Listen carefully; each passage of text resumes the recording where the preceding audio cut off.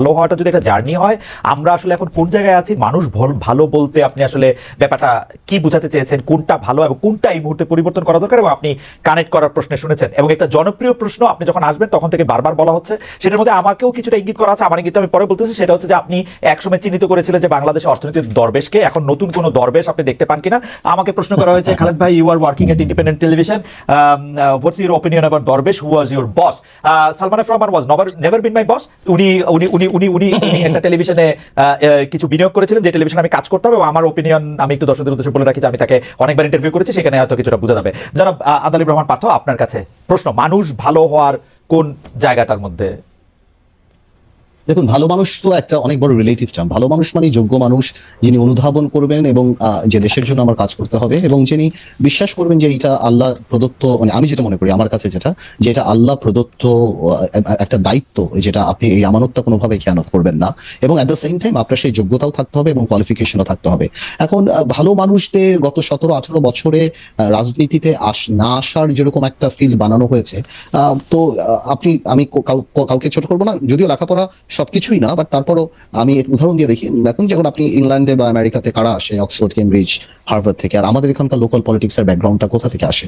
So আপনি যদি এই গ্লোবালাইজেশনের সময় পৃথিবীর বুকে বাংলাদেশকে সেভাবে শক্ত করে দাঁড়াতে চান, ওই লেভেলের মানুষদের তো পলিটিক্স আসতে হবে, পার্লামেন্টে আসতে হবে বড় করার জন্য। আজ থেকে 30, 40, 50 বছর আগে কারা রাজনীতি করতো, কোন লেভেলের লোক রাজনীতি করতো, আর এখন আজকে কারা বাংলাদেশে রাজনীতি করতে ইচ্ছুক, কারা মেম্বার অফ পার্লামেন্ট হতে ইচ্ছুক? আপনি যদি পার্লামেন্টও দেখেন, আপনি যদি মন্ত্রণালয়, সব জায়গায় যদি দেখেন, তো আমি কোনি এই লোকগুলি, বিএনপি বলেন বা অন্য কেউ বলুক, আমাদেরকে ওই জায়গাটা করে দিতে হবে যে এই যোগ্য ভালো মানুষরা আবার আমাদের মতো এরকম এত পলিটিক্যাল হয় না। সো ওনাদের সবকিছুই আমাদেরকে ব্যালেন্স করে একটা জায়গা ক্রিয়েট করে দিতে হবে, তারা আসতে পারে, যাতে যখন আসতে পারে তাহলে ন্যাচারালি দেশ ভালো কিছু পাবে। আপনি দেখেন বিজনেস কমিউনিটি কত এগিয়ে যাচ্ছে, সেকেন্ড জেনারেশন বিদেশ থেকে লেখাপড়া করে এসে ছেলেপেলেরা গার্মেন্টস থেকে আরম্ভ করে অন্য কিছু ইন্টারন্যাশনাল স্ট্যান্ডার্ডে আমাদের কাজ হয়ে যাচ্ছে। সেই তুলনায় আমাদের পলিটিক্সটা কিন্তু ওই ডেল্টাটা অনেক বেশি, পলিটিক্সটা প্রতিদিন নিচের দিকেই চলে যাচ্ছে, এবং গত পার্লামেন্টে দেখছেন, এর আগের পার্লামেন্টে দেখছেন, এবং আমি শুধু বলছি না যে খালি এর আমলে, 90 আগে থেকেই স্টার্ট হয়েছে এই জিনিসটা, বাট এই জিনিসটাকে কারো বোঝা উচিত যে যেমন ভোট চুরি করেই যদি নির্বাচনে আসতে হতো আওয়ামী লীগের, তাহলে আওয়ামী লীগ 50টা ভালো মানুষই দিত, 25টা পিএইচডি শিক্ষিত মানুষকে দিত, যাদের এক্সপার্টিস ছিল তাদেরকে দিত। কিন্তু যারা পার্থ, আপনার কাছে কি মনে হয় না আওয়ামী লীগ তো আমাদেরকে 2-3টা পিএইচডি উপহার দিয়েছিল? একজন এখন একজন জেলে আছেন, একজন, যে দুজনের কথা মনে করছে, একজন জেলে আছেন, একজন বেলজিয়ামে আছেন। ওগুলি ওইসব পিএইচডি গুলি তো অন্যদের চেয়ে আরো অনেক বেশি পরিমাণে খারাপ ছিল।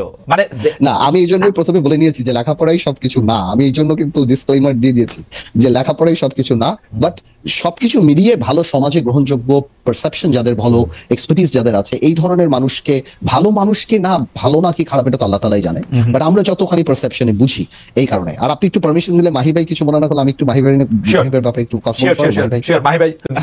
মাহি ভাই দু একটা কথা আসলে এত সহজ সরল, মানে আমার হৃদয় ছুঁয়ে যায়।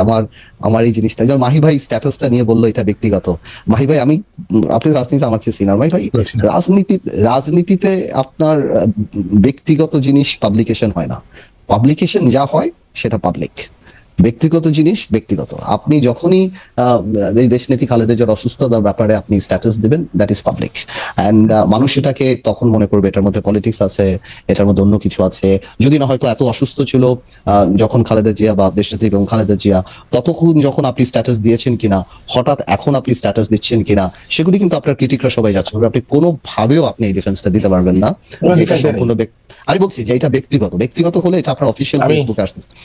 আমি কোনো ডিফেন্স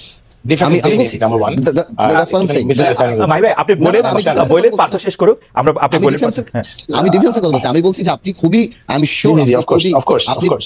আপনি খুবই ব্যক্তিগতভাবে টাচড হয়ে যখন lost your father few days back আপনি স্ট্যাটাসে দিয়েছেন, এবং আমি এটা বিশ্বাস করি, আমি নোইং ইউ, আমি আপনাকে বিশ্বাস করি যে আপনি একদমই সহজ সরলভাবে এটা দিয়েছেন, কিন্তু পাবলিক পারসেপশনটা কিন্তু আলাদাভাবে যায়, যখনই আপনি পাবলিক ডোমেনে বলেন। আরেকটা কথা আপনি বারবার বলেছেন যে আপনি বিকল্প ধারার মুখপাত্র, এইটাতেও আমার মনে হয় যে মুখপাত্র ছাড়াও কিন্তু মাহিবা আপনি বিকল্প ধারার one of the major decision making বডির একটা প্রমিনেন্ট মানুষ।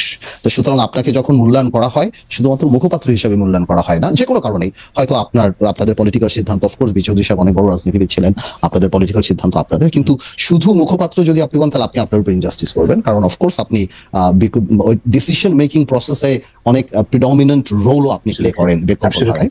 তো এইটা শুধুমাত্র মুখপাত্র। আপনার অনুভূতি নিয়ে আমরা একটু মাহি ভাইকে 1 মিনিট একটু শুনতে চাই, যে মাহি ভাই পার্থ বোধহয় এইটা আপনি শুনেছেন, আপনি যদি একটু বলেন।